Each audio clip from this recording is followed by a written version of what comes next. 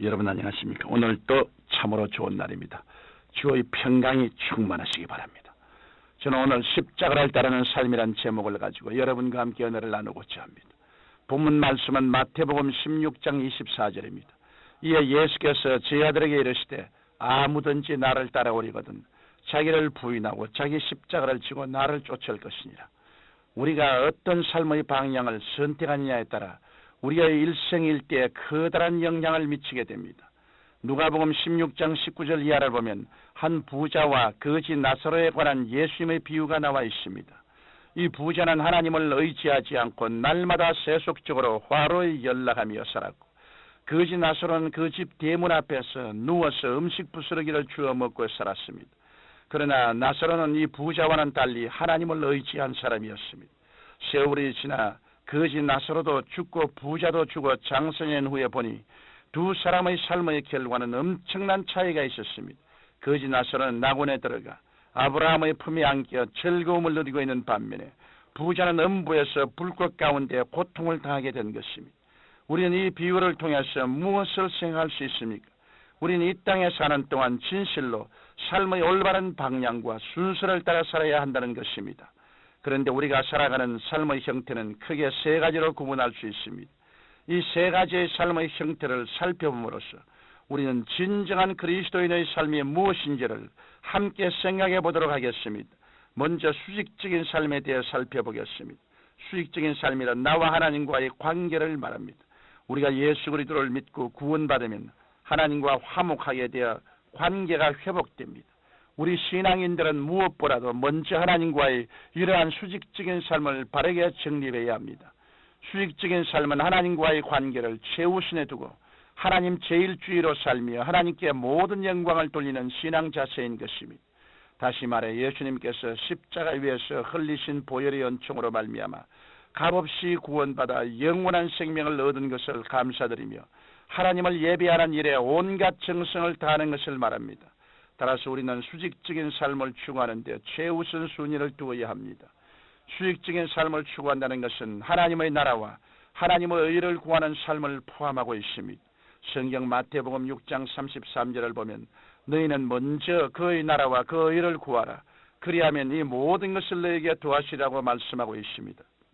이러므로 우리 그리스도인들은 이 땅에 하나님 나라가 임하도록 열심히 예수님을 전하며 주님의 몸된 교회를 받들어야 할 것입니다. 뿐만 아니라 우리 그리스도인들은 인간과 인간과의 관계를 말하는 수평적인 삶도 바르게 정립해야 합니다. 우리가 다른 사람과 화목을 이루고 서로 좋은 관계를 맺는 것은 참으로 중요합니다.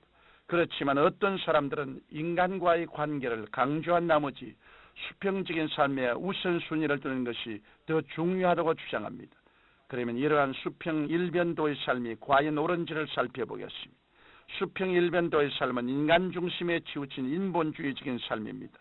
이것은 하나님과의 수직적인 관계를 도외시한 채 인간의 힘으로 모든 문제를 해결하는 것으로 하나님의 뜻과 반대되는 삶인 것입니다. 성경 로마서 8장 5절로 6절에서 육신을 쫓는 자는 육신의 일을, 영을 쫓는 자는 영의 일을 생각하나니 육신의 생각은 사망이요 영의 생각은 생명과 평안이라고 말씀합니다. 인생 연수가 70이요 강건하면 80밖에 안 되는 짧은 인생을 사는 우리가 하나님과의 관계를 소홀히 하고 단순히 세상만 바라보며 인간관계 중심으로만 산다면 이 얼마나 어리석은 일입니까?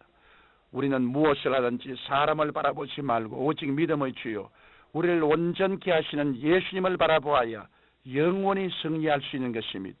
예수님은 죄 많고 캄캄한 이 세상에 한 줄기 생명의 빛으로 오셨습니다. 그러므로 우리의 존재 가치는 오직 주 예수 그리스도 안에서만 채울 수 있습니다. 결국 하나님을 떠난 인간은 잠시 있다가 사라지는 아침 안개와 같으며 죽으면 한 주먹으로 돌아가는 허무한 존재일 뿐입니다. 사람이 아무리 많은 재산과 권력이 있다 해도 그리스도를 모시지 않으면 하나님의 자녀가 될 수 없고 천국을 기업으로 상속받을 수 없는 것입니다.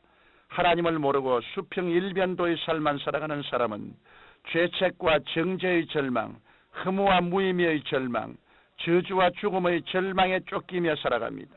이러한 사람은 하나님의 생명을 갖지 못하므로 심판의 날에 영원한 불못에 떨어지고 마는 것입니다.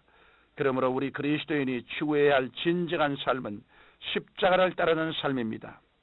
십자가를 따르는 삶을 한마디로 요약한다면 예수 그리스도께서 보여주신 삶을 따르는 삶이라고 말할 수 있습니다.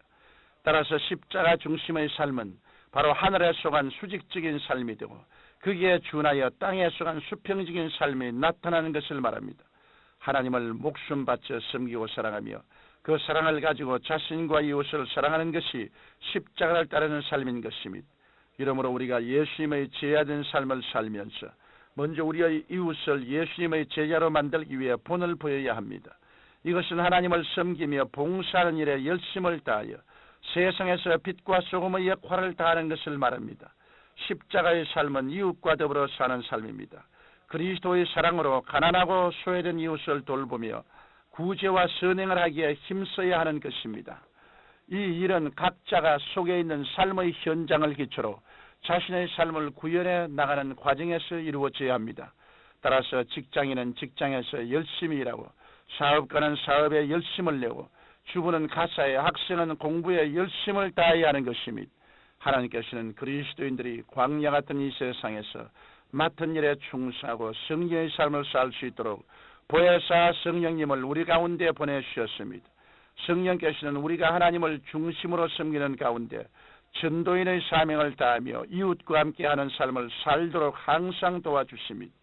성경 로마서 8장 26절에서 말씀하시기를 이와 같이 성령도 우리 연약함을 도우시나니 우리가 마땅히 빌 바를 알지 못하나 오직 성령이 말할 수 없는 탄식으로 우리를 위하여 친히 간구하시느냐고 했습니다. 때로는 우리가 십자가의 삶을 살아갈 때 당하는 핍박과 어려움도 있습니다.